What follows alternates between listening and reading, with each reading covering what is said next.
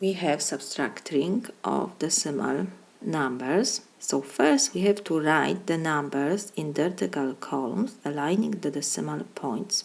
So we have 0.47 and we have to subtract 0 decimal point 35.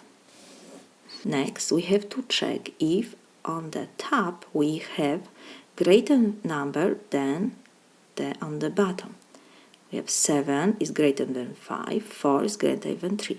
So next we have to start from the last column and we are working to the left. So 7 minus 5 is 2, 4 minus 3 is 1, and 0 minus 0 is 0.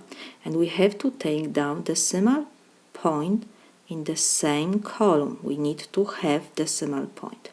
So we got 0.12.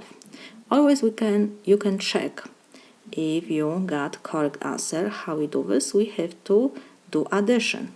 So we got 0.12, and when we add 0.35, what will be? 2 plus 5 is 7, 1 plus 3 is 4. We have to take down decimal point. 0 plus 0 is 0. So we got 0.47. 0.47 we have on the top.